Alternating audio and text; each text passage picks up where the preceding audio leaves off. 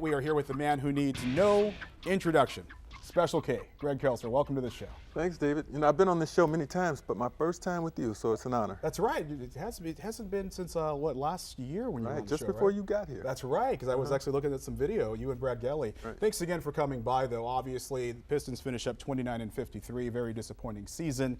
You were there every step of the way, and you take away just, wow, you know, so many questions this offseason now, starting with Lawrence Frank, who will be the next head coach after he gets let go. Well, you know what? It's a decision that, you know, I'm sure Joe and those that are in charge of that decision will take their time with, because it's a very important one as this team begins to, you know, continue its transition. But if you're looking for characteristics, you know, you talk about a player coach or a disciplinarian, I think they've got to find that hybrid, that guy in between that can be both.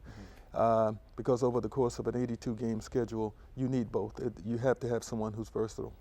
Expectations are always high here in the Motor City, so with that in mind, you look at some potential coaching candidates. I know Bill Lambeer's name's been thrown out there, Byron Scott.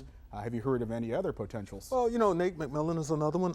Both guys, Bill's had his success in the WNBA. Byron's had success. He got the New Jersey Nets to the finals 2 years in a row back in the early 2000s. Nate's had success both at Portland and in Seattle. So you would expect you know, those guys to their names to be prominent, but I'm sure there's some others that will surface as the playoffs play out and teams fall out. There'll be some other names that will come to the fore.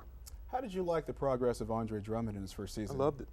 So raw, isn't it? You know what? That's what gives me optimism that things are really about to change, because it's very, very difficult to get the 4 and the 5 spot locked down, and they've got it locked down with two very young players, 22-year-old Greg Monroe, 19-year-old Andre Drummond. The two of them can work very well together, and I think we saw a definite preview of what we can expect in the Cleveland game, one of the last few games of the season, when they combined for 52 points, had like 19 rebounds, and were rock solid the entire night.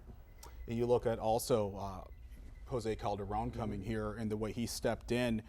A lot of question marks. Is he coming back next year? We don't really know yet, but I thought that worked out pretty well. Well, it did, and it allowed them to put Brandon at the 2 spot. So Brandon got experience this year at both the 1 and 2 positions on the basketball court. But there was something interesting about Jose Calderon. I know that he was auditioning for the team, and the team was somewhat auditioning for him.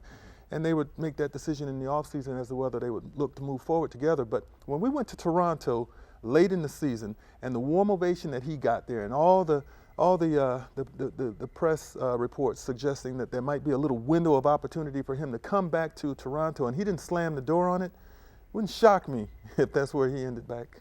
You've been around this organization a long time, Special K, and I have to ask you this. Joe Dumars, I've listened to sports radio. A lot of people have questioned his ability to lead that front office and bring in the right coach. What is your message to those people who doubt his abilities? Well, you know, I'm a Joe fan. That's the thing. I watched him in a very short period of time turn this team around. They had won 30 games in 2000, and within 3-4 years they were winning an NBA championship. Joe made the necessary moves and got them in position not only to win that championship, but to stay a significant factor for 6 more years, making it to the Eastern Conference Final year after year after year. So now you hit a rough spot. You missed the playoffs 4 consecutive years, and everybody comes under scrutiny, and Joe included. But I still think he has the acumen and the wherewithal to get it done. And when you look at the young players that they have right now, again, as I said, it's a slow process, but it is one that's coming. Turning our attention to college basketball, we saw Gary Harris decides to stay with your Spartans, so obviously good news there. Good move. Do you think Trey Burke and Tim Hardaway Jr. are ready to leave Michigan? Trey Burke, I agree with that decision. He's the best, one of the best players in college basketball. I think he benefited greatly from coming back and gaining more experience and making himself the player that he is now. I didn't think he was ready last year. I think he's ready now. He'll do well in the NBA, even in his first year. Hardaway, I'm not so sure. I really felt that Hardaway could have benefited from 1 more year at Michigan, honing his skills. I'm very happy that Harris is going back. I think Adrian Payne should go back. You know, that would be my advice to these guys if I were asked to give it. Hardaway has made a lot of improvement over, you know, his course at his time at Michigan, but there's still some gaps there that I think he would have benefited by going back and being the leader of that team, perhaps, now that Burke is gone. Mitch McGarry, Glenn Robinson III decide to also stay. I think they were good decisions. Good decisions, yeah. You know, they get a chance to step to the fore now as leaders, and McGarry had a great freshman year, had a terrific, you know, run in the tournament. Robinson, I think at times he was up and down.